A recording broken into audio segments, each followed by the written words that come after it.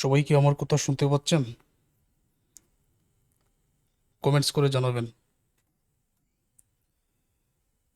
আজকে আমি শুরু করছি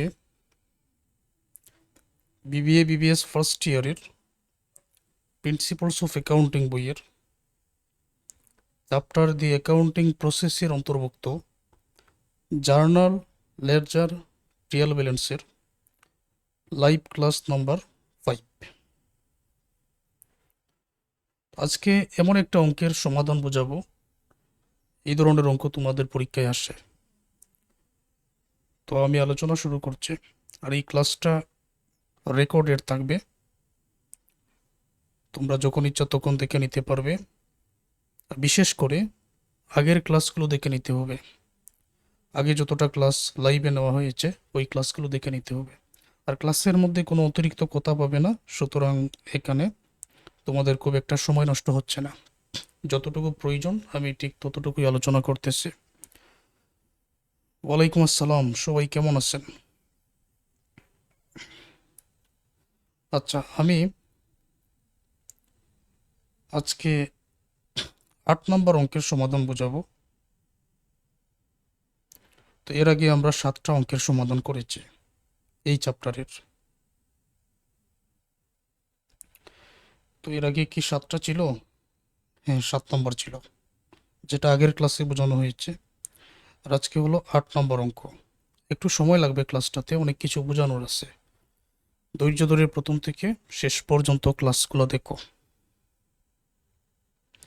আচ্ছা, এই যে এখানে প্রথমে লিখে আছে জার্নাল, তারপরে লেডজার, তারপরে ট্রায়াল ব্যালেন্স। আর তোমাদের আজকে যে অঙ্কটা প্রশ্ন করা হয়েছে, journal is the transaction, B number open ledger accounts and post this September transaction, খতিয়ান তৈরি করার জন্য বলা হয়েছে। C number prepare the trial balance, রেওয়ামিল তৈরি করার জন্য বলা হয়েছে। আজকের এই ক্লাসটা বোঝার জন্য কোন দাখিলা কোন হিসাবে পড়ে এটাও তো প্রয়োজন আছে, আর যে কোনো লেনদেনের জাবেদা দাখিলা নির্ণয় করার কৌশল ওইটারও প্রয়োজন আছে। তার মানে বেসিক ক্লাস 1 এবং 2 এবং আগের সবগুলো ক্লাস যারা নিয়মিত ভালো করে দেখেছো তাদের জন্য আজকের এই অঙ্কটা কোনো ব্যাপারই না। তো এই জন্য ধারাবাহিকতা ঠিক রাখতে হবে। আচ্ছা, যে কোনো ব্যবসা প্রতিষ্ঠানে প্রথমত লেনদেন ঘটে। লেনদেনকে জাবেদা দাখিলা বা জার্নাল ইজ দ্য ট্রানজ্যাকশন জাবেদা দাখিলায় রূপান্তর করা হয়। জাবেদা দাখিলা থেকে লেডজার বা খতিয়ান তৈরি করা হয়, আর ওই খতিয়ান থেকে ট্রায়াল ব্যালেন্স বা রেওয়ামিল, আর রেওয়ামিল পর্যন্ত তৈরি করে দেখা হয় যে অঙ্কটার মধ্যে ডেবিটের টাকা এবং ক্রেডিটের টাকা সমান আছে কিনা। যদি ডেবিট ক্রেডিটের টাকা সমান থাকে তখন প্রাথমিকভাবে ধরে নেওয়া হয় যে এখন পর্যন্ত যতটা হিসাব করা হয়েছে হিসাবটা ঠিক আছে। তো প্রাথমিকভাবে কথাটা আমি কেন বললাম, আমি এই কারণে বললাম কারণ রেওয়ামিলের উভয় দিকের টাকা মিলে গেলেও হিসাব যে সঠিক আছে এমন না, কিছু ভুল থাকে অতিরিক্ত। তো যাই হোক, আমরা ধরে নিব রেওয়ামিলের উভয় দিকের টাকা ডেবিট ক্রেডিট যদি মিলে যায় তাহলে আমাদের হিসাবটা ঠিক আছে। এখন আমি জাবেদা দাখিলা এইটার সমাধানটা বোঝাচ্ছি, সরাসরি জাবেদা দাখিলায় যাচ্ছি। আর ব্যাখ্যায় আমি গেলাম না, কিভাবে জাবেদা দাখিলা হবে এটার ব্যাখ্যায় গেলাম না, তারপর রেওয়ামিল কিভাবে হবে এটার ব্যাখ্যায় গেলাম না। আমি ধরে নিলাম তোমরা আগের ক্লাসগুলো খুব মনোযোগ দিয়ে দেখেছো। Mister Jain opened the campus laundromat on September 1, 2020. During the first month of operation, the following transaction are occurred. প্রথম মাসে নিচের লেনদেনগুলো সংঘটিত হয়েছে। তো এটা সেপ্টেম্বর মাস, সেপ্টেম্বর মাসের লেনদেন। 1 তারিখে ইনভেস্টেড টাকা 30,000 ক্যাশ ইন দ্য বিজনেস, ব্যবসায়ী বিনিয়োগ করেছেন 30,000 টাকা। 1 তারিখে ব্যবসায়ী বিনিয়োগ করেছেন, ইনভেস্টেড মানে বিনিয়োগ 30,000 টাকা। আর প্রথমে বলা হয়েছে জাবেদা দাখিলা করার জন্য, তারপরে বলা হয়েছে লেডজার করার জন্য। তো লেডজার করতে গেলেই জাবেদা দাখিলা আগে করতে হয়। তো আমি জাবেদা দাখিলাটা আগে বুঝিয়ে দিচ্ছি। তো বিনিয়োগ করেছেন 30,000 ব্যবসায়ের মধ্যে, এটার তো কোনো ব্যাখ্যারই প্রয়োজন নেই, তোমরা সবাই জানো এটার জাবেদা দাখিলা কি। ব্যবসায়ী বিনিয়োগ করলে নগদ আসলে নগদান ডেবিট, তারপর মূলধন হিসেবে এসেছে ক্যাপিটাল ক্রেডিট, এটা নিয়ে আমি আর ব্যাখ্যা করে সময় নষ্ট করব না, আগের ক্লাসগুলোতে এগুলো বহুবার আলোচনা করা হয়েছে। তাহলে 1 তারিখ ক্যাশ ডেবিট 30,000, ক্যাপিটাল ক্রেডিট 30,000 টাকা বসিয়ে দিলে উত্তরটা হয়ে যায়। কারো কোনো কোয়েশ্চন থাকলে কমেন্টস করে রাখবেন, আমি তোমাদের কমেন্টস দেখতে পাচ্ছি। ঠিক আছে, আমি তোমাদের কমেন্টস দেখতে পাচ্ছি, তোমরা কমেন্টস করে রাখবে। নির্দিষ্ট বিষয়ে আলোচনা শেষ হয়ে গেলে আমি তোমাদের এটার উত্তর দিয়ে দিব। আচ্ছা ঠিক আছে, তো কারা কারা লাইভে আছেন? আরিফুল, হৃদয়, রুকনউদ্দিন, সুমাইয়া, মায়া আফরিন, লিজা, সঞ্জিত প্রামাণিক। ওকে ওকে,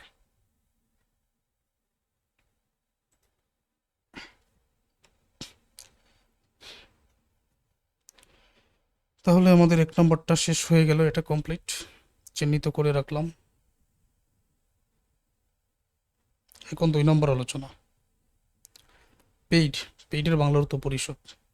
টাকা 1,000 cash for store rent for September. সেপ্টেম্বরের ভাড়া পরিশোধ 1,000 টাকা। সেপ্টেম্বরের ভাড়াটা পরিশোধ করা হয়েছে, এই ক্ষেত্রে নগদ চলে গেছে, সুতরাং ক্যাশ হয়ে যাবে এখানে ক্রেডিট। আর ভাড়া দেওয়া হয়েছে রেন্ট এক্সপেন্স ডেবিট, যেহেতু এটা এই মাসেরই এই জন্য রেন্ট এক্সপেন্সটাই বসবে। আর যদি এরকম বলা হতো 2 মাসের ভাড়া দেওয়া হয়েছে, 1 মাসের, 3 মাসের, 4 মাসের ভাড়া দেওয়া হয়েছে, তখন প্রিপেড রেন্ট ওই হিসাবে আসতো, এটা তোমরা ভালো করেই জানো। নগদ চলে গেছে, ক্যাশ তো অবশ্যই ক্রেডিট, রেন্ট এক্সপেন্স ডেবিট, টাকাগুলো বসিয়ে দিবেন 1,000। তাহলে আমরা 2 নম্বর পর্যন্ত শেষ করলাম।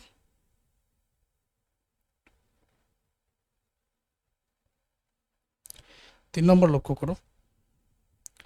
Purchase washer and drawer for টাকা 25,000, পেইং টাকা 10,000 ইন ক্যাশ অ্যান্ড সাইনিং টাকা 15,000, 6 মান্থ 12% নোট পেবল। ওয়াশার এবং ড্রয়ার, এটা যেহেতু লন্ড্রি ব্যবসা, তো লন্ড্রির জন্য ওয়াশার এবং ড্রয়ার ক্রয় করা হয়েছে টোটাল 25,000 টাকা দিয়ে। 25,000 টাকা দিয়ে লন্ড্রির এই যন্ত্রপাতি ক্রয় করার পরেও 10,000 টাকা নগদে পরিশোধ, আর বাকি যে 15,000 টাকা সেটা নোট পেবল প্রদেয় বিলের মাধ্যমে সাইন করা হয়েছে। নোট পেবল হচ্ছে এমন একটা বিল যেটার মধ্যে তারিখ উল্লেখ থাকে যে এই টাকাটা তোমাকে এত দিনের ভিতরে পরিশোধ করতে হবে, এত পার্সেন্ট ইন্টারেস্ট সহ, 12% ইন্টারেস্ট এটা দায়। আমার কথা হলো নগদ চলে গেছে 10,000, ক্যাশ তো অবশ্যই ক্রেডিট 10,000। কোনো যন্ত্রপাতি, ওয়াশার ড্রয়ার এটা তো যন্ত্রপাতির মধ্যেই পড়ে, কোনো সম্পদের মধ্যেই পড়ে।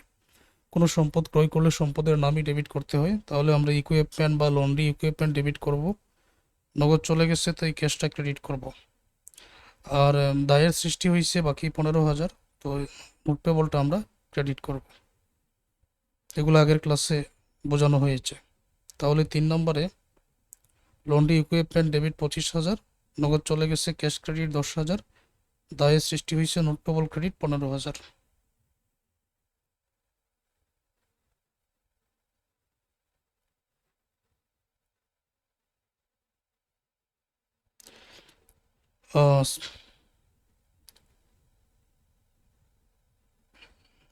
তো এটা তো শেষ, এখন আমরা যাচ্ছি 4 তারিখে। পেইড টাকা 1200 for 1 year accident insurance policy. 1 বছরের দুর্ঘটনা বিমার জন্য নগদ 1200 টাকা পরিশোধ করা হয়েছে। তো নগদ কিন্তু চলে গেছে, এই জন্য ক্যাশটা ক্রেডিট। আর যেহেতু 1 বছরের দুর্ঘটনা বিমার জন্য টাকাটা দেওয়া হয়েছে, তো এটাকে বলা হয় প্রিপেড ইন্স্যুরেন্স, অগ্রিম বিমা। যারা আগের ক্লাসগুলো মনোযোগ দিয়ে দেখেছেন তারা সবাই এটা জানে। নগদ চলে গেছে, অবশ্যই ক্যাশটা ক্রেডিট। আর দুর্ঘটনা বিমার জন্য দেওয়া হয়েছে তাই প্রিপেড ইন্স্যুরেন্সটা এখানে হয়ে যাবে ডেবিট, নগদ চলে যাওয়ার কারণে ক্যাশটা ক্রেডিট। তো প্রিপেড ইন্স্যুরেন্স ডেবিট করা হয়েছে আর ক্যাশ ক্রেডিট করা হয়েছে 1200 টাকা। তাহলে 4 তারিখ পর্যন্ত আমাদের শেষ।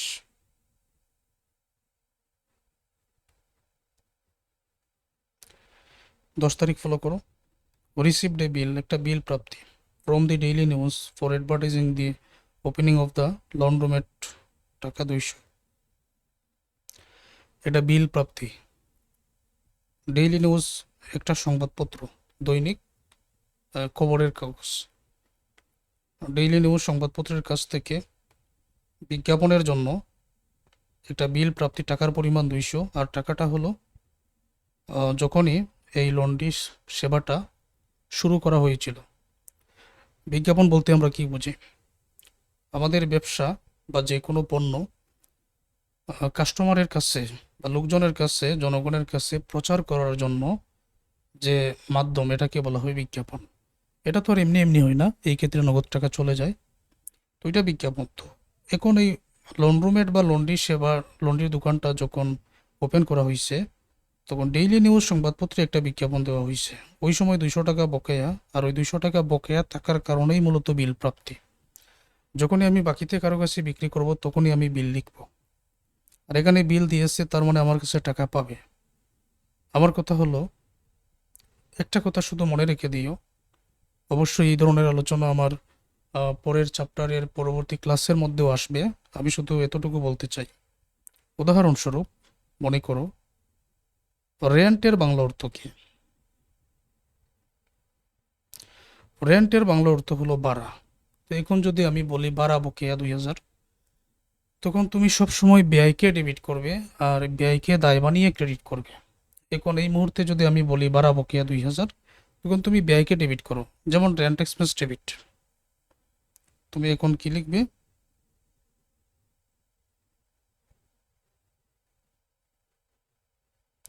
রেন্ট এক্সপেন্সটা ডেবিট করবে। আর ওই যে বললাম যে ব্যয়কে দায় বানিয়ে ক্রেডিট করো, তো ব্যয়কে দায় বানিয়ে ক্রেডিট করার জন্য just rent expense, rent payable, বকেয়া ভাড়া, বকেয়া ভাড়া ক্রেডিট, পেবলটা যুক্ত করে দিও। যেমন আমি এখানে লিখলাম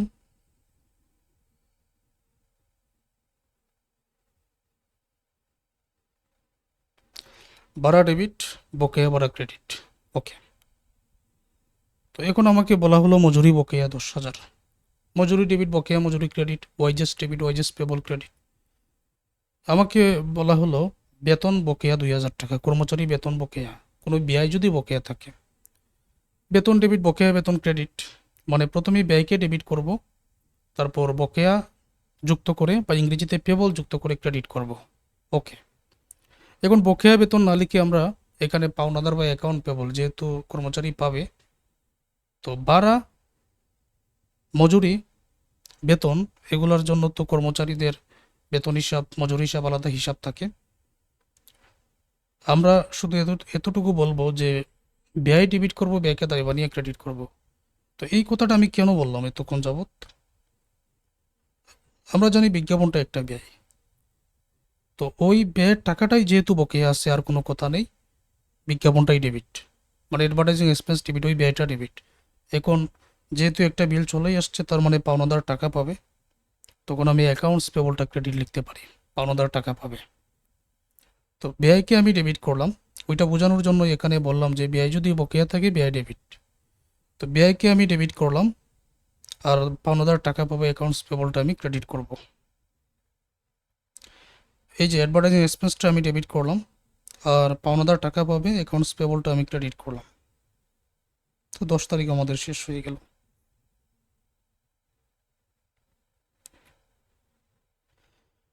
20 তারিখে আসো।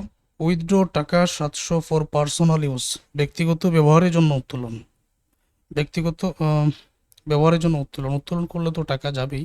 এগুলোর ব্যাখ্যা বহুবার আলোচনা করেছি আগের ক্লাসগুলোতে। এখন আমি নতুন করে যদি ব্যাখ্যা করি, সময় নষ্ট হবে বা এটা বিরক্তির কারণ, তাই আমি আর ওইভাবে ব্যাখ্যা করলাম না। তো এটা নগদ চলে গেছে, ক্যাশ ক্রেডিট, ড্রয়িংটা ডেবিট। আমি শুধু লেডজারটা বোঝানোর জন্য আজকের এই ক্লাসটা নিচ্ছি, গুরুত্ব দিচ্ছি।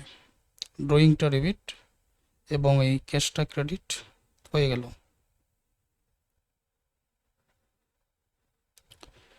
আচ্ছা, এখন 30 তারিখে determine that cash receipt for laundry service for the month টাকা 6,200। ধরে নাও নগদ প্রাপ্তি, লন্ড্রি সেবা প্রদান করে এই মাসে 6,200 টাকা। ক্যাশ রিসিপ্ট মানে নগদ প্রাপ্তি, তো নগদ প্রাপ্তি যদি হয়তো নগদ তো পেয়েছি, ক্যাশ ডেবিট। কোনো আয়ের মাধ্যমে যদি নগদ পাই, আয় ক্রেডিট। তো এখানে যেহেতু লন্ড্রি সেবা প্রদান করে, আমরা জানি সার্ভিস রেভিনিউ ক্রেডিট হবে, সেবা থাকলেই সার্ভিস রেভিনিউ ক্রেডিট। আর বিক্রয় করে আয় হলে সেলস ক্রেডিট, আর সেবা থাকলে সার্ভিস রেভিনিউ ক্রেডিট। তাহলে ক্যাশ ডেবিট সার্ভিস রেভিনিউ ক্রেডিটটা বসিয়ে দিলে হয়ে যায় 30 তারিখ। Cash debit 6200, service revenue credit 6200।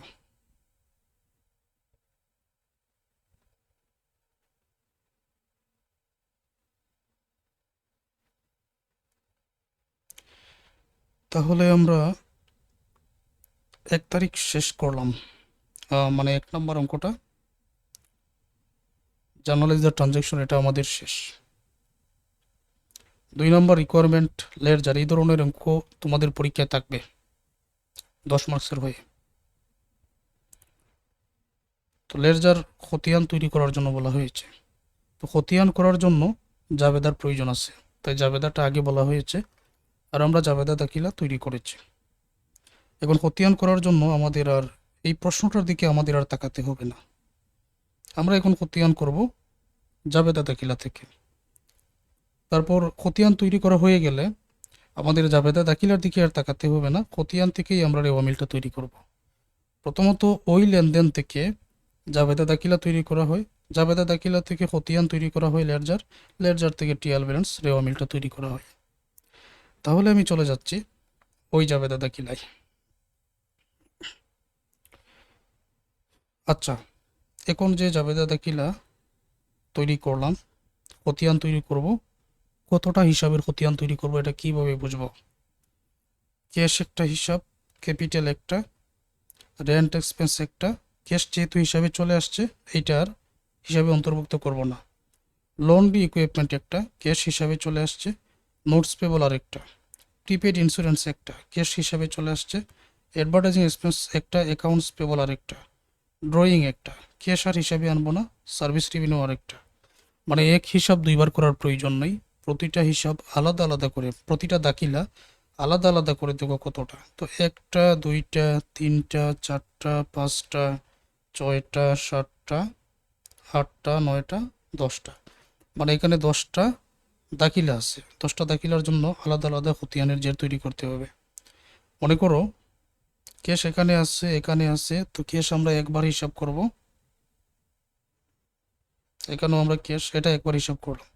ক্যাশের জন্য একটা খতিয়ান, ক্যাপিটালের জন্য একটা, রেন্ট এক্সপেন্সের জন্য একটা, লন্ড্রি ইকুইপমেন্টের জন্য একটা, নোট পেবল একটা, প্রিপেড ইন্স্যুরেন্স একটা, অ্যাডভার্টাইজিং এক্সপেন্স একটা, অ্যাকাউন্টস পেবল একটা, ড্রয়িং একটা, সার্ভিস রেভিনিউ একটা। এই টোটাল হলো 10টা।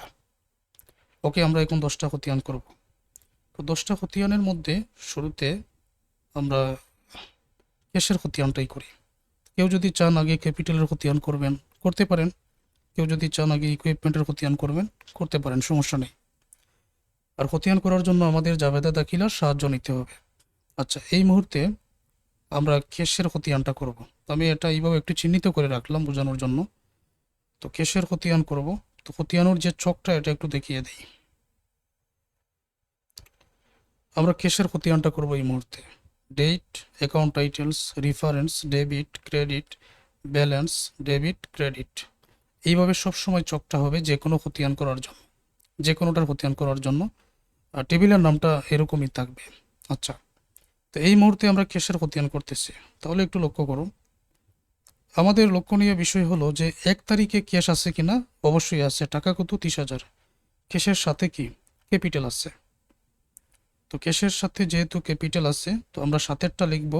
আর যেটার খতিয়ান করব ওইটা আমরা দেখব ডেবিট না ক্রেডিট। দেখো আমরা ক্যাশের খতিয়ান করতেছি, ওইটা ডেবিট। তো যেটার খতিয়ান করব ওইটা ডেবিট হলে কি হবে আর ওইটা ক্রেডিট হলে কি হবে। আর সাতের যেটা ওইটারই বা কাজ কি, ওই যে দেখো ক্যাশের খতিয়ান করতেছে 1 তারিখ, 1 তারিখ, সাথে ছিল ক্যাপিটাল, সাতেরটা সবসময় এখানে লিখতে হয়। এখন আমি ক্যাশের খতিয়ান করার কারণে সাথে আছে ক্যাপিটাল, তাই এখানে লিখলাম। তো এখন যদি ক্যাপিটালের খতিয়ান করি তখন সাথে থাকবে ক্যাশ, তখন এখানে ক্যাশ লিখব। এই হলো বিষয়। এখন ক্যাশের খতিয়ান করতেছি, ক্যাশ আছে ডেবিট দিকে, তো যেহেতু ডেবিট দিকে আছে তাই টাকাটা ডেবিটের করে 30,000। এই যে ডেবিট আছে, ডেবিটের করে 30,000। এখন টাকা যদি ক্রেডিট দিকে থাকতো তখন আমি ক্রেডিটের করে লিখতাম। আর প্রথমে যেহেতু ডেবিট দিকে 30,000 লিখছি, সুতরাং ব্যালেন্সেও ডেবিটের করে ওই 30,000ই চলে যাবে। আমার এই কথাটা বুঝতে পারলে কিনা? আমি আরও কিছু দেখাই, ক্লিয়ার হয়ে যাবে। আচ্ছা 2 তারিখে চলে, 1 তারিখ তো শেষ, 2 তারিখে চলে আসো। 2 তারিখে ক্যাশ আছে, অবশ্যই আছে, টাকা 1000। ডেবিট না ক্রেডিট? ক্রেডিট। সাথে কি আছে? সাথে আছে রেন্ট এক্সপেন্স। ওকে, আর ক্যাশ কিন্তু আছে ক্রেডিটে, তো কিভাবে লিখবো?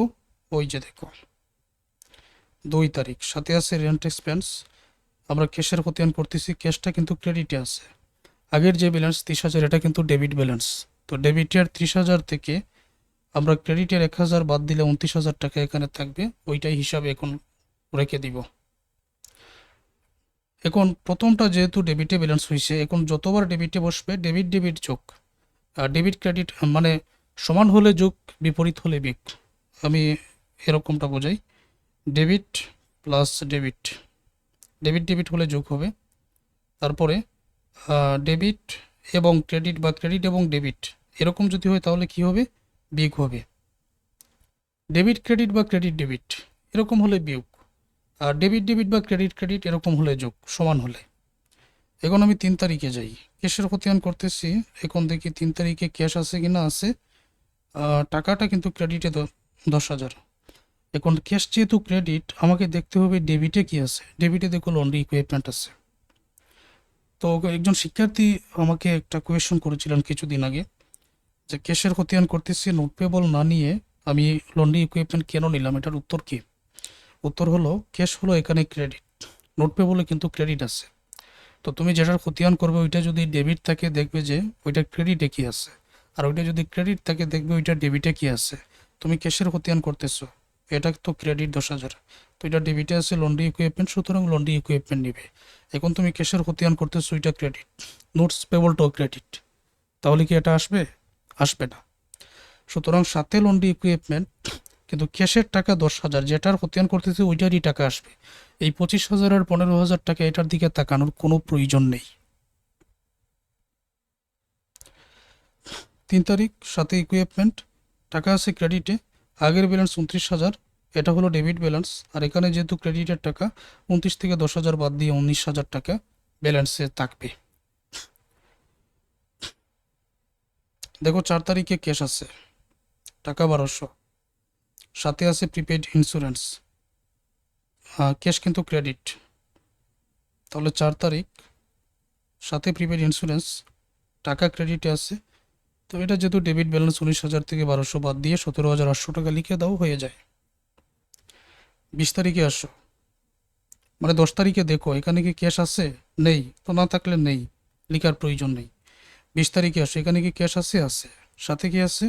সাথে আছে ড্রয়িং, ক্যাশের এখানে টাকা কত? 700, আবার ক্রেডিটে আছে। 20 তারিখ সাথে ড্রয়িং, টাকাটা কিন্তু ক্রেডিট 700, এটা হলো ডেবিট ব্যালেন্স, 17,800 থেকে 700 বাদ দিলে 17,100। 30 তারিখে আসো, এখানে কি ক্যাশ আছে? ক্যাশ আছে, সাথে আছে সার্ভিস রেভিনিউ, কিন্তু ক্যাশটা কিন্তু ডেবিট, এখন আমরা ক্যাশটা ডেবিট পেয়ে গেছি। সুতরাং 30 তারিখ সাথে আছে সার্ভিস রেভিনিউ, ক্যাশটা কিন্তু ডেবিটে ছিল, তাই না? আমরা ক্যাশের খতিয়ান করতেছি, ক্যাশটা কিন্তু ডেবিট, এটাও তো ডেবিট ব্যালেন্স। এই 17,100 ডেবিট ব্যালেন্স, 6,200 এটাও ডেবিট ব্যালেন্স, তাহলে ডেবিট ডেবিটে 17,100 আর 6,200 যোগ করে 23,300 টাকা হয়ে যাবে। আমাদের ক্যাশের খতিয়ান করা শেষ।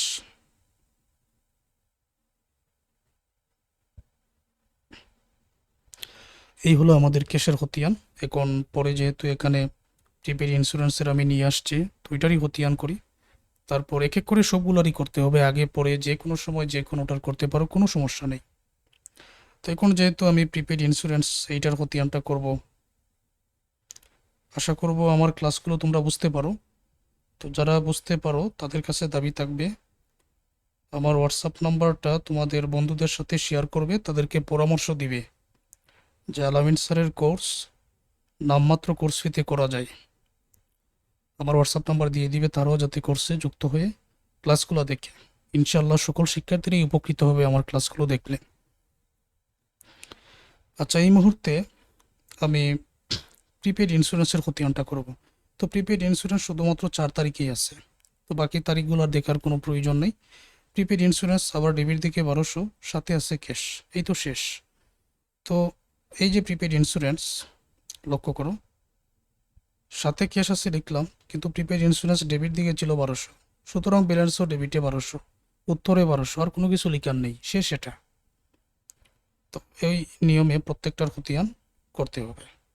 আচ্ছা, আমি পুনরায় এখানে জাবেদা দাখিলার টেবিলটা রাখলাম, যেহেতু এটা দেখিয়ে বোঝাতে হবে, এটা আমি এখানে পুনরায় রেখে দিলাম।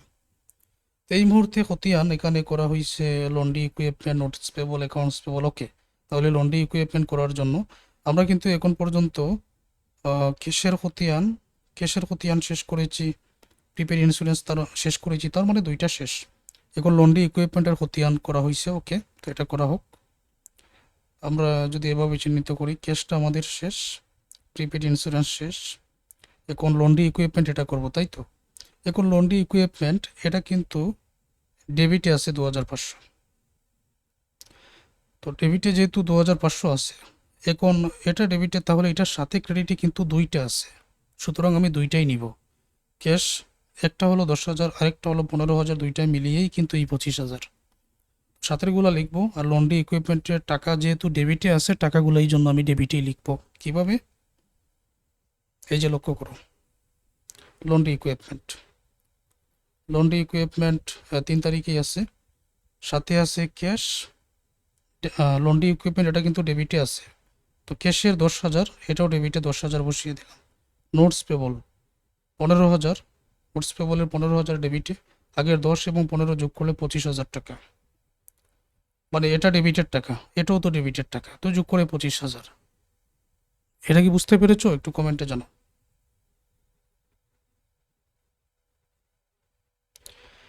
তো এই মুহূর্তে আমরা নোটস পেবল এইটার খতিয়ানটা করব। তো নোটস পেবল কোথায় আছে?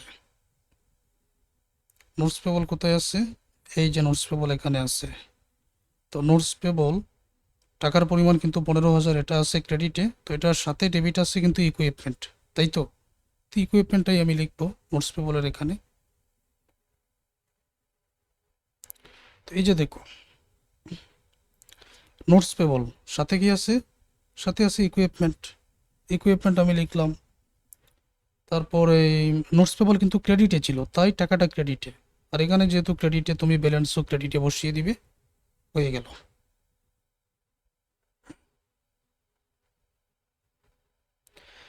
আচ্ছা, এখন অ্যাকাউন্টস পেবলের খতিয়ান করা হবে। তো এখন আমাদের নোটস পেবলটাও শেষ, এখন অ্যাকাউন্টস পেবলের করা হবে। ওকে, এটা করা হোক। তো এটার এখন করা হবে, এটা কিন্তু ক্রেডিট আছে 200, সাথে আছে অ্যাডভার্টাইজিং এক্সপেন্স। আর কোথাও কিন্তু অ্যাকাউন্টস পেবল নেই, আর কোনো তারিখে নেই, থাকলে নিয়ে আসতাম। তো অ্যাকাউন্টস পেবল সাথে আছে অ্যাডভার্টাইজিং এক্সপেন্স, এটা কিন্তু ক্রেডিট ছিল, অ্যাকাউন্টস পেবলটা কিন্তু ক্রেডিট 200, ব্যালেন্সও ক্রেডিটে 200 চলে যাবে। কতটা সহজ!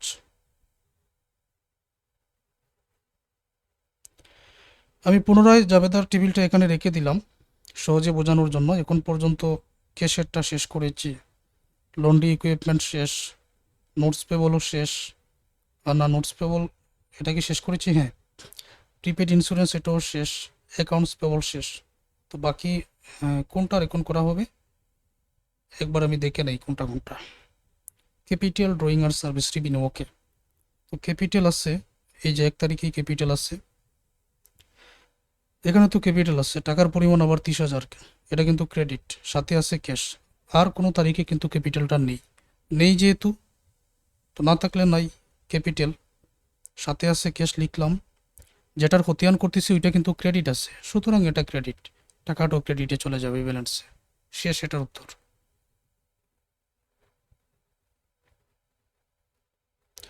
আচ্ছা, পরে ড্রয়িং করা হয়েছে, ড্রয়িং শুধুমাত্র 20 তারিখেই আছে, সাথে আছে ক্যাশ, কিন্তু ড্রয়িংটা ডেবিট 700 টাকা, সাথে আছে ক্যাশ, ড্রয়িংটা ডেবিটে 700, ব্যালেন্সও ডেবিটে 700 চলে যাবে। পরে সার্ভিস রেভিনিউ শুধু 30 তারিখেই আছে, এই যে সাথে আছে ক্যাশ, সার্ভিস রেভিনিউ কিন্তু ক্রেডিট 6,200,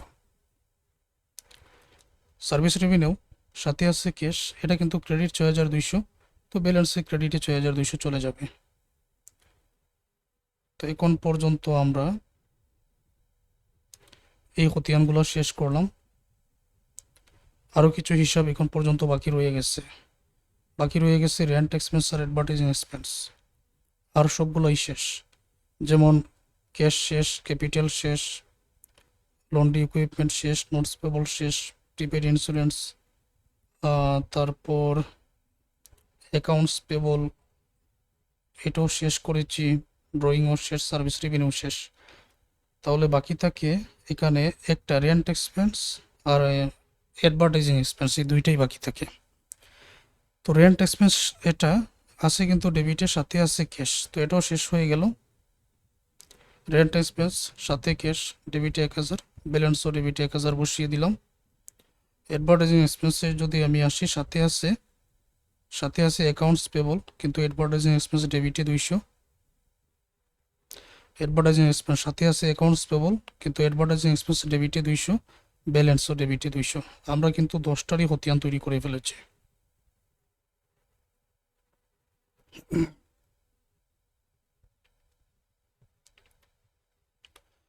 আচ্ছা, এখন আমি একবার প্রশ্নে যাচ্ছি।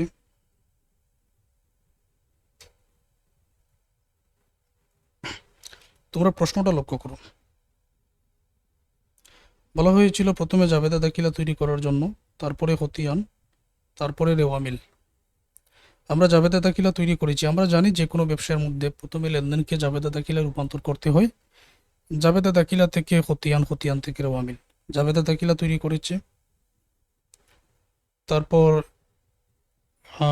লেরজার খতিয়ান এখন তৈরি করেছি। এখন খতিয়ান থেকে রেওয়ামিলটা তৈরি করব। আর খতিয়ান যে তৈরি করেছি, আমরা ক্যাশের টাকা পেয়েছি এখানে 23,300। হিসাব কয়টা বলো তো? হিসাব হলো 5টা। কি কি? সম্পদ, ব্যয়, আয়, দায়, মালিকানা সত্ত্ব। রেওয়ামিলের ডেবিট এবং ক্রেডিটে কোন থেকে কোনটা বসে? রেওয়ামিলের ডেবিটে বসে সম্পদ এবং ব্যয়, আর রেওয়ামিলের ক্রেডিটে বসে আয়, দায়, মালিকানা সত্ত্ব। এটা তো জানো, আগের ক্লাসেই তো আলোচনা করলাম। তো যত সম্পদ আছে এটা রেওয়ামিলের ডেবিটে, সম্পদ এবং ব্যয়। আর যত আয়, দায়, মালিকানা সত্ত্ব আছে এগুলো রেওয়ামিলের ক্রেডিটে। তো এটা নিয়ে আর ব্যাখ্যা করার তো কোনো প্রয়োজন নেই, যেহেতু আগের ক্লাস দেখে তারপরে এই ক্লাসটা দেখতেছো। তো এমনও শিক্ষার্থী থাকতে পারেন আগের ক্লাস দেখেন নাই, তাদের উদ্দেশ্যে বলতেছি, সাবধান থাকবেন। আমার ক্লাস কখনো 1 সেকেন্ডও টানা যাবে না। আমার ক্লাস ধারাবাহিক দেখলেই তুমি বুঝতে পারবে, 1 সেকেন্ডও টানা যাবে না। ধারাবাহিক দেখলে তুমি সব কিছু বুঝতে পারবে। আচ্ছা, ক্যাশের উত্তরে পেয়েছি 23,300। ডেবিট ক্রেডিট দেখার আর কোনো প্রয়োজন নেই। প্রিপেড ইন্স্যুরেন্স উত্তরে পেয়েছি 1200 টাকা। তারপর আমি পরের খতিয়ান লন্ড্রি ইকুইপমেন্ট উত্তরে পেয়েছি 25,000, শেষের যেটা এটাই উত্তর। নোটস পেবল এখানে উত্তরে 15,000। আমি অ্যাকাউন্টস পেবল এটা পেয়েছি উত্তরে 200। আমি এখানে ক্যাপিটাল পেয়েছি উত্তরে 30,000, ড্রয়িং পেয়েছি 700 টাকা, এবং আমি এখানে সার্ভিস রেভিনিউ পেয়েছি 6,200 টাকা। আমি রেন্ট এক্সপেন্স পেয়েছি 1,000 টাকা, অ্যাডভার্টাইজিং এক্সপেন্স 200 টাকা। এখন এই প্রত্যেকটা টাকাগুলো নিয়ে আমি রেওয়ামিলটা এখানে তৈরি করতেছি। রেওয়ামিলের চোখ সিরিয়াল নম্বর, অ্যাকাউন্ট টাইটেলস, এখানে ডিটেলসও দিতে পারো, এখানে এক্সপ্লেনেশনও দিতে পারো, এটা তোমাদের ইচ্ছা। রিফারেন্স ডেবিট ক্রেডিট, আমি ডেবিটে বসাবো সকল সম্পদ এবং ব্যয়, আর ক্রেডিটে বসাবো আয়, দায়, মালিকানা সত্ত্ব। 1 তারিখ ক্যাশ সম্পদের মধ্যে পড়ে, ব্যাখ্যার কোনো প্রয়োজন নেই, বেসিক ক্লাস থেকে বারবার আলোচনা করে আসতেছে। ক্যাশ হলো সম্পদ, এই জন্য ওই খতিয়ানের টাকাগুলো কিন্তু এখানে বসানো হয়েছে। ক্যাশের খতিয়ান কত ছিল? 23,300 না? ওই খতিয়ানের টাকাটাই এখানে বসানো হয়েছে। 1 নাম্বার ক্যাশের টাকা সম্পদ হওয়ার কারণে ডেবিট। এইভাবে ক্রমিক নাম্বার, সিরিয়াল নাম্বার প্রত্যেকটা এক এক করে বসাবে। প্রিপেড ইন্স্যুরেন্স এটা তো সম্পদ হওয়ার কারণে ডেবিট। তারপর ইকুইপমেন্ট এটা সম্পদ হওয়ার কারণে ডেবিট। নোটস পেবল এটা দায় হওয়ার কারণে ক্রেডিট। অ্যাকাউন্টস পেবল দায় হওয়ার কারণে ক্রেডিট। ক্যাপিটাল মালিকানা সত্ত্ব হওয়ার কারণে ক্রেডিট। ড্রয়িং এটা বিপরীত মালিকানা সত্ত্ব, আগের ক্লাসগুলোতে ব্যাখ্যা আছে। বিপরীত মালিকানা সত্ত্ব হওয়ার কারণে এটা ডেবিট। সার্ভিস রেভিনিউ এটা আয়ের মধ্যে পড়ে, এই জন্য ক্রেডিট। রেন্ট এক্সপেন্স বা ভাড়া খরচ এটা ব্যয়ের মধ্যে পড়ে, এই জন্য এটা ডেবিট। সার্ভিস রেভিনিউ এটা আয়ের মধ্যে পড়ে, এই জন্য ক্রেডিট। অ্যাডভার্টাইজিং এক্সপেন্স এটা ব্যয়ের মধ্যে পড়ে, এই জন্য ডেবিট। এখন ডেবিটের ক্যাশ সম্পদ, প্রিপেড ইন্স্যুরেন্স মানে ক্যাশ চলতি সম্পদ, প্রিপেড ইন্স্যুরেন্স চলতি সম্পদ, ইকুইপমেন্টস স্থায়ী সম্পদ, নোট পেবল চলতি দায়, অ্যাকাউন্টস পেবল চলতি দায়, ক্যাপিটাল মালিকানা সত্ত্ব, ড্রয়িং বিপরীত মালিকানা সত্ত্ব, সার্ভিস রেভিনিউ আয়, রেন্ট এক্সপেন্স ব্যয়, অ্যাডভার্টাইজিং এক্সপেন্স ব্যয়। ডেবিটের সবগুলো টাকা যদি যোগ করো 51,400 পেয়ে যাবে। ক্রেডিটের সবগুলো টাকা যদি যোগ করো 51,400 পেয়ে যাবে। That's answer. এখন পর্যন্ত কারা কারা ক্লাসটি বুঝতে পেরেছ কমেন্টস করে জানাও। এমডি জিয়াউদ্দিন, এটা first year BBA BBS first ইয়ারের ক্লাস। Accounting department, management, finance, marketing, BBS তাদের জন্য।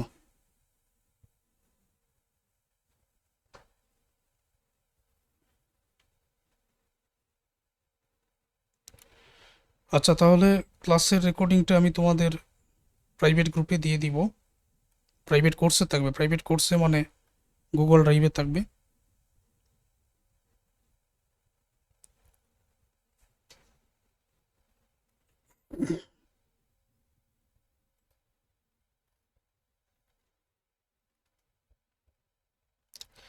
আচ্ছা ঠিক আছে, সবাই বুঝতে পেরেছেন।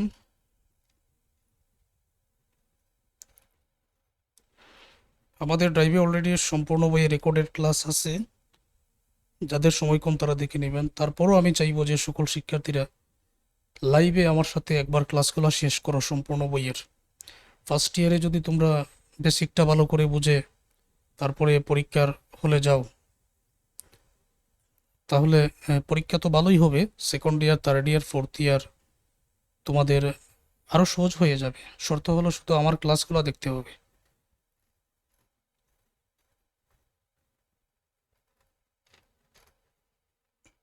আচ্ছা, তাহলে এই পর্যন্ত আজকে এই পর্যন্ত। আগামী ক্লাসে ইনশাল্লাহ আবারও কথা হবে।